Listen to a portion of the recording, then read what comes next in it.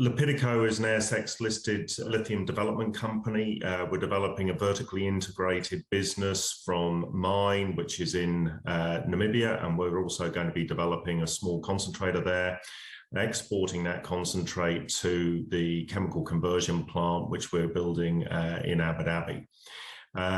We're headquartered in Perth in Western Australia, and that's also where we have our technical capability.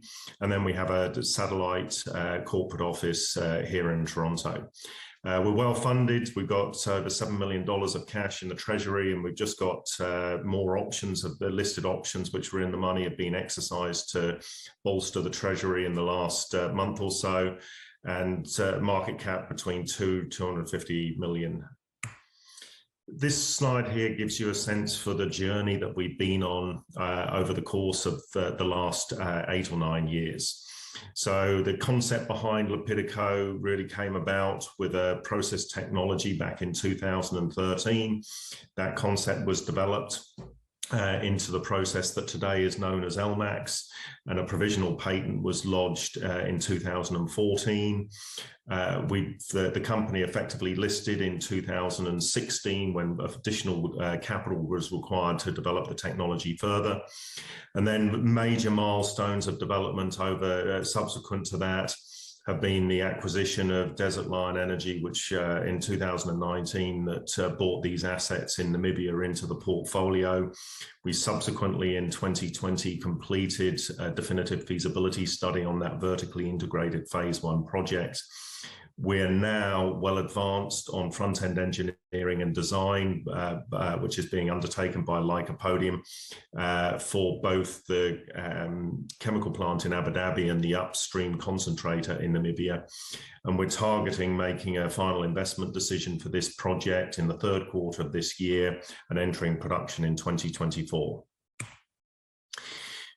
You can see here the process for the material that we're going to be mining. It's straightforward open pit mining. That ore will report through into a concentrator that employs conventional flotation. Mica minerals float readily, and the waste from that facility will be benign tailings, which will be co-disposed with mine waste.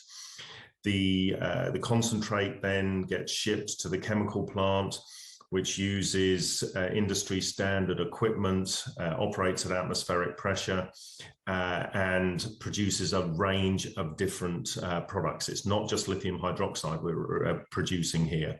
We produce other high value chemicals of cesium and rubidium, plus 3 bulk byproducts. What we're effectively doing is deconstituting that mineral, and we expect to have no solid process waste out of that facility. So it's a very green 21st century process that we have here. Focusing in on the technologies and their environmental and social credentials with respect to the project. Lmax is the main technology that allows us to convert a lithium mica concentrate into a lithium sulfate intermediate. This has now received patent protection in the countries that you see here. There are a couple of others that are outstanding. The reagents that are used are really ubiquitous in the industry: sulfuric acid, lime, limestone, all affordable bulk reagents. The maximum temperature that we employ here is 120 degrees Celsius. So compared to spodumene processing, which employs roasting and calcining at very high temperatures, we're much less energy intensive. And we see our technology is scalable.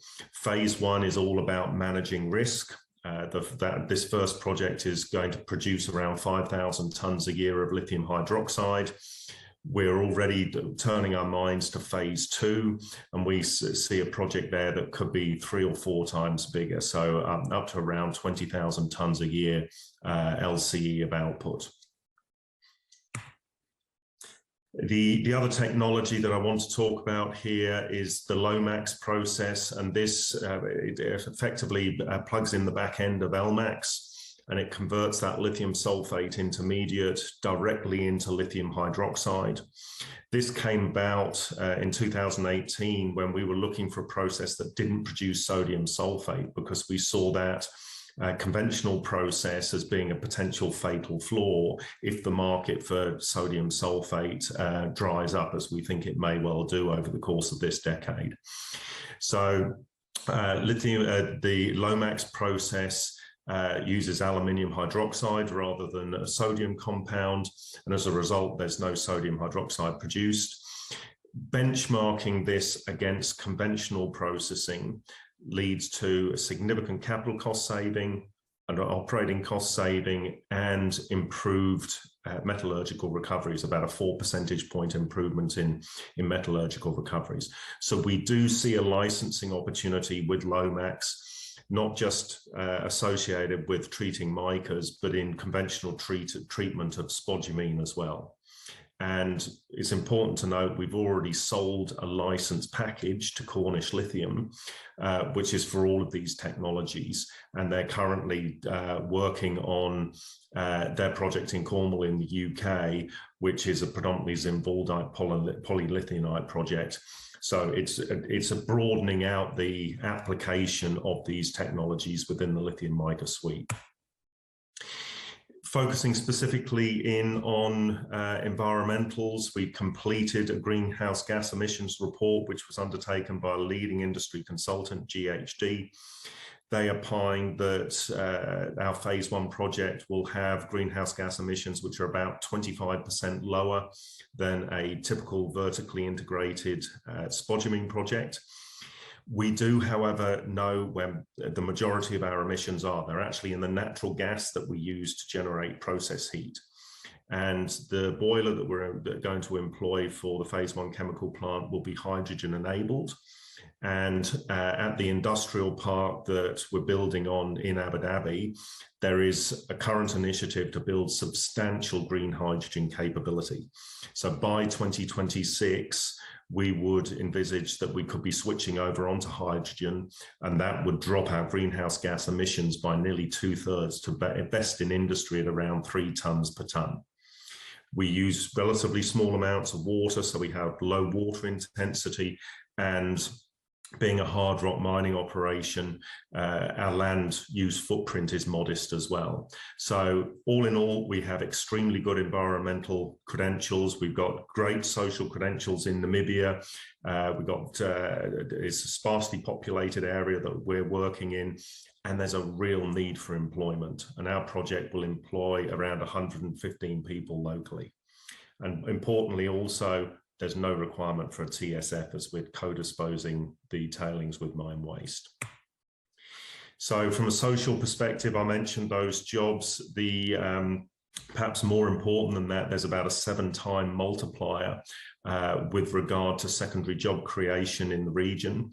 And it's a relatively sparsely populated region. So we're talking about 5,000 people. So creation of around 800 jobs in that area is going to be very meaningful. We've got great community support as a result of that, and we're also have excellent support from the Ministry of Mines and Energy. And just recently, we've made announcements of a number of appointments of general managers. And I'm very pleased to announce that in Namibia, we have an all Namibian leadership team.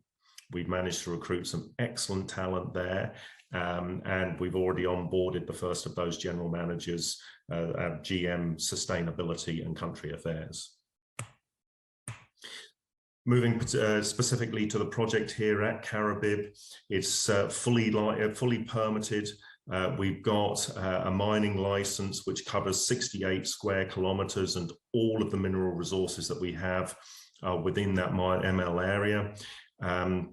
We've also got a water extraction permit for about twice the amount of water that we actually need for phase 1, and we will be recycling about 85% of the water that we consume.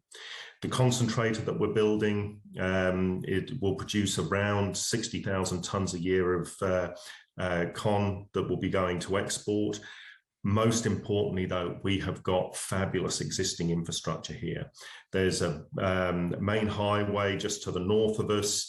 All the water infrastructure is already developed. The only item of infrastructure we really need is a 27-kilometer power line spur to the local switchyard just outside of Carabid, which has capacity. Also, we've just started earlier this year, really gearing up into our new exploration program with the objective of converting some of the resources you see here into reserves to extend the project mine life, the phase 1 mine life. We've currently got just under 7 million tonnes, which gives us 14 years in ore reserve. Our target is to get that up to 20 and also develop a resource base for phase 2. By the end of this year, our target is to have a phase 2 resource that supports a phase 2 project of similar size at least to phase 1, and by the end of next year, the target is that 20,000 tonne a year project that we're ideally going to be developing a resource base for. And importantly, these mines that we're open pit mines at Carabid, they're mine redevelopment, so it's a brownfield context, and all of the mineralization is exposed right at surface, so the strip ratios are very low. You can see here on this geological map, that yellow ellipse is really a corridor of lithium pegmatites, lithium-bearing pegmatites. We've also identified a number of targets which within that which are blind, they're undercover, and we've just started to drill those. So we've currently now got 2 rigs on site, and we expect over the course of the next few weeks to be getting our first assays back. Like everyone, we are suffering from getting assays turned around in a timely manner, but those assays from earlier on in the year should start to come through, and then we should see them rolling through over the balance of the year. So here you can see a schematic of the concentrator overlaid on the site where we're looking at building it at Carabid. It's right next to the Rubicon pit. Lycopodium was appointed with the EPCM contract for this concentrator in May last year. They are now close to completion, or they've just completed the feed for the project and should be getting that control estimate finalized very shortly.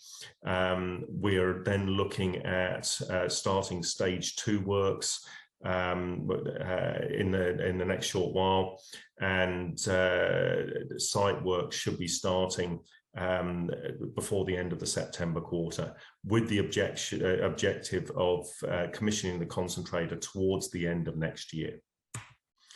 Here you see the chemical plant. This is located within a very large industrial park called KIZAD, the Khalifa Industrial Zone, which is a free zone. So there's no corporate tax, no import and export duties. The container terminal in which the concentrate will be imported is located just 17 kilometers from this lot. The feed, front-end engineering and design work here is running a bit behind the concentrator. It's on track for completion in July. And the objective then is to make a final investment decision in the 3rd quarter of this year, pull a full funding package together to be able to achieve that. And then we'll be looking at commissioning the chemical plant, starting to commission it in early 2024. And at KIZAD here, we've entered into a 25-year land lease agreement. Infrastructure is fantastic, and it's shared infrastructure across the whole of the industrial park. And as I mentioned earlier, we do expect to be able to get access to green hydrogen probably around 2025, 2026. So this slide gives a summary of the fundamentals for the project from the definitive feasibility study that was published in May 2020. CapEx of around 140 million, some attractive investment fundamentals with an internal rate of return of 31% and $220 million of MPV at an 8% discount rate. Importantly, that uses a really out-of-date lithium price forecast, which from Benchmark Mineral Intelligence, of around $13,000 a tonne long term. We're in the process of updating all of these figures from first principles, and the work that we've done to date suggests that there should be a healthy improvement in the overall investment proposition here and these investment fundamentals. The cash costs will still be competitive after byproduct credits. And even if you ignore the byproducts, we still should have a competitive cost structure vis-a-vis a typical vertically integrated spodumene project. And of note here, we obviously also produce SOP fertilizer, cesium sulfate, and cesium is a critical mineral along with rubidium and lithium of the US government's critical minerals. So rounding out with finance and offtake, in the latter part of 2020, we entered into a mandate letter with the US government's International Development Finance Corporation to provide funding to the Namibian part of our project. They're now very well advanced on due diligence. All of the environmental and social due diligence has been completed. The technical due diligence has also been completed. There's just a final check and balance there that is going to be undertaken on the demonstration plant trial, which we've also just completed. So we're just waiting for assays and results to be able to compile results from that demonstration plant trial to be able to have that due diligence by Bear Australia, and that will really close out all of the technical work for the debt funding. We're also well advanced now with commercial lenders. The lead time for DFIs is obviously significantly longer, but the commercial lenders are going to be benefiting from all of the due diligence work that's effectively been done for DFC. So I think we're going to have a very high quality lender club for this project. We're also well advanced with a process that's being run by Jefferies, the US investment bank, identifying and possible strategic investment and involvement in the project. And so we're looking at these threads really being pulled together over the course of the next couple of months to be able to finalize a full funding package and make that final investment decision in the third quarter of this year.